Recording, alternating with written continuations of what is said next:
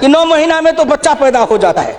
मैंने कहा कितनी वैज्ञानिक बात कर रहे हैं, ये तो वैज्ञानिकता है, प्रकृति का नियम है, 9 महीना में बच्चा पैदा होता है। लेकिन जो बच्चा पैदा होता है, क्या वो बच्चा 9 महीना में फिर बच्चा पैदा कर देगा क्या?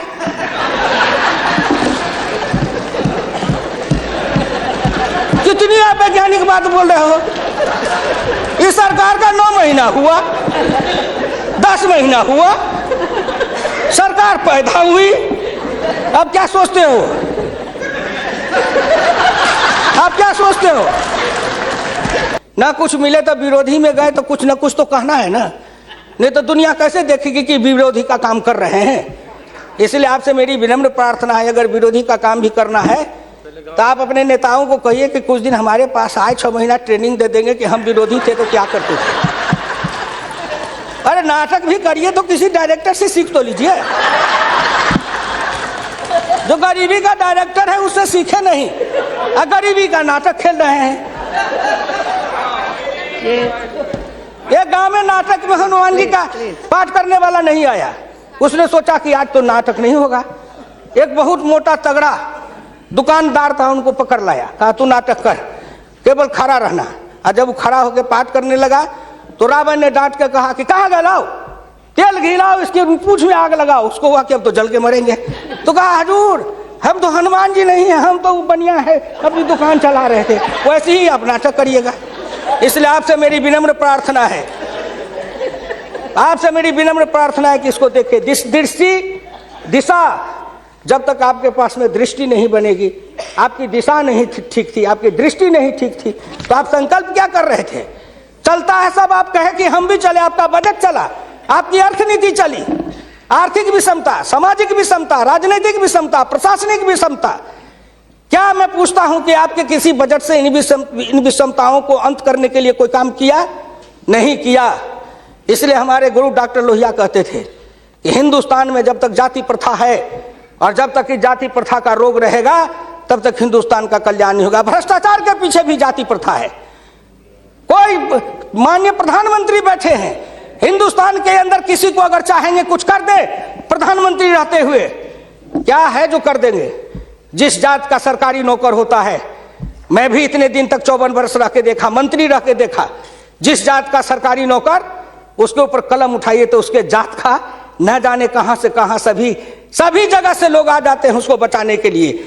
जात पर हमला, अगर किसी बेईमान पर हमला है तो जात पर हमला, किसी भ्रष्टाचारी पर हमला है तो माना जाता है जात पर हमला है। इस जात को तोड़ने के लिए सबसे बड़ा कदम उठाना पड़ेगा। मैं वित्त मंत्री जी को धन्यवाद देता हूं, प्रधानमंत्री जी को, कि कुछ योजनाएं ऐसी आई हैं, लेकिन मैं एक प्रार्थना करूंगा। हमको कहते हैं कि आरक्षण की बात मैं कहता हूं शुरू दिन से, सदन सहमत हो और आप भी सहमत हो तो प्रधानमंत्री जी से कहूं कि तुरंत लागू करिए। लेकिन इसमें सहमति का सवाल है, राष्ट्रीय सहमति, सदन की सहमति, आपकी सहमति। सब आरक्षण मेरा खत्म कर दीजिए, लेकिन एक कर दीजिए, सरकारी नौकरी और सरकारी सेवा, इन दोनों के लिए अंतर जातीय विवाह को अनिवार्य करिए। न रहेगी जाति, न रहेगा बांस, न बजेगी बांसुरी। जातियां टूटेगी, अंतर जातीयता के कारण हिंदुस्तान में एक जाति बनेगी, वह जाति बनेगी भारतीय, वह जाति बनेगी मानव जाति। इन जातियों के रेखा को तोड़िए। इसके लिए अगर कर सकते हैं तो आप सहमत है तो बोलिए। आप कहते हैं गरीब और अमीर मिटा देंगे, लेकिन न्यूनतम और अधिकतम की रेखा तय कर दे, यह सरकार करना चाहे, नरेंद्र मोदी जी चुटकी में कर देंगे, क्योंकि इनका क्या बिगड़ेगा? इनका कुछ नहीं बिगड़ेगा।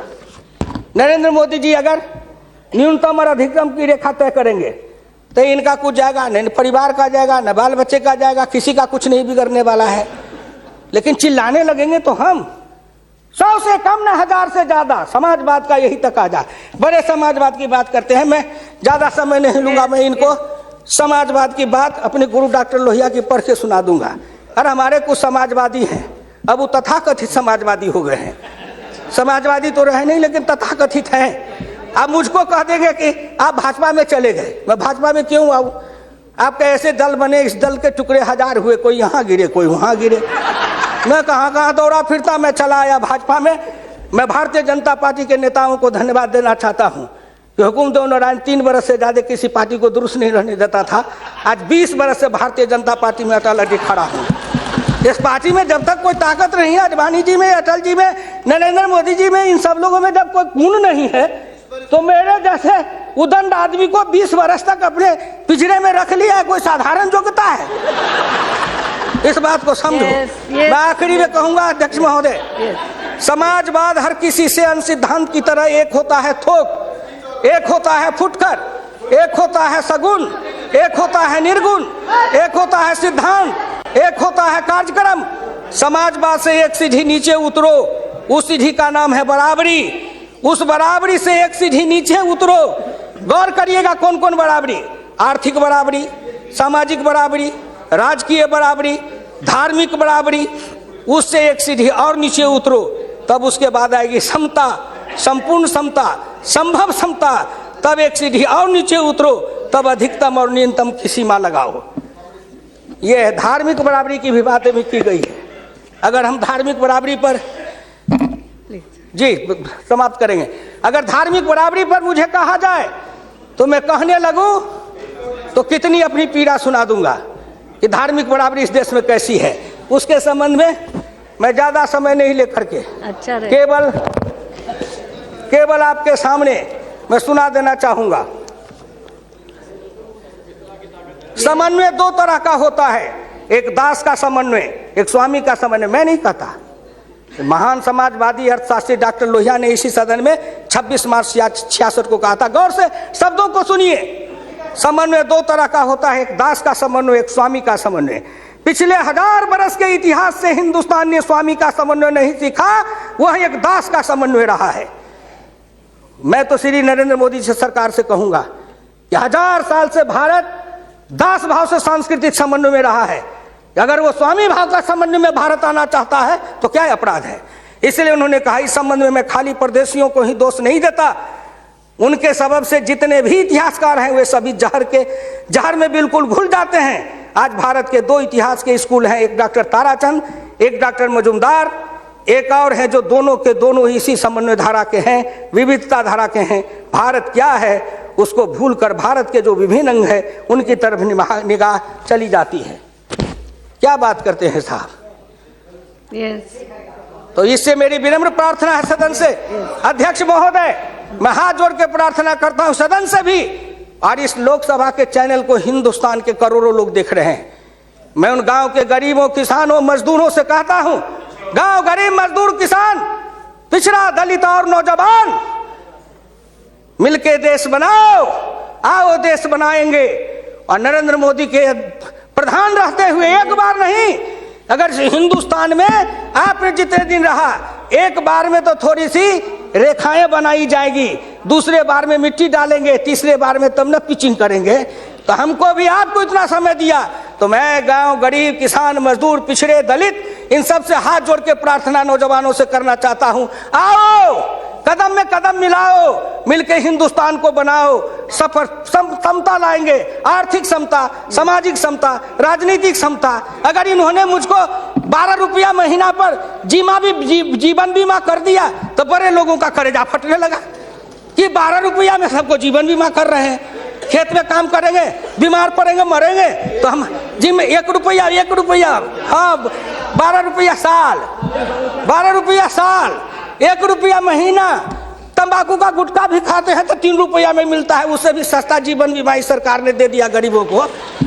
करेजा तो इसलिए फट रहा है, करेजा में दर्द इसलिए है, इन्होंने जो और योजनाएं चलाई, गाय के पशुपालन के लिए, गाय के उत्थान के लिए योजना, इत्यादि इत्यादि कई योजनाएं हैं, क्या गिनाऊं। हरि अनंत हरि कथन अनंत। मुद्रा बैंक बनाए, उसमें छोटी इकाई वाले को कर्जा देंगे, छोटी इकाई, वो छोटी इकाई का जो गांव वाला कर्जा खाएगा उसको किसको देंगे ये? इसलिए आपसे मेरी विनम्र प्रार्थना है कि 1 सेकंड में, 1 मिनट में इस बात को कह के खत्म करूंगा। राष्ट्रीय नमूना सर्वे के मुताबिक देश में 5.70 करोड़ उद्यमी हैं, इनमें 11 लाख करोड़ रुपए की पूंजी लगी हुई है, इनसे 12 करोड़ लोगों को रोजगार मिल रहा है। लेकिन इस क्षेत्र के उद्यमियों को पूंजी में कर्ज का हिस्सा केवल 4% है, जबकि अनुमान के अनुसार बीते 22 वर्षों में बड़े उद्योग में 50 से 60 लाख करोड़ रुपए की पूंजी लगी हुई है, इनसे मात्र 22 लाख लोगों को रोजगार उपलब्ध है। ये छोटे उद्योग, फरहरी को, लोहार को, कुम्हार को, हजाम को, ये जो छोटे छोटे, ये जाति छूटेगी इससे। जाति आधारित हिंदुस्तान में पेशा है और पेशा के आधार पर जाति बनाया गया। अब इन रोजगार के जरिए उनके हाथ को काम देंगे, उन छोटे उद्यमियों को रोजगार देंगे। इनके कलेजा में दर्द हो रहा है कि नरेंद्र मोदी आया है, मुद्रा बैंक बनाएगा, गांव के गरीबों के हाथ में रोजगार जाएगा।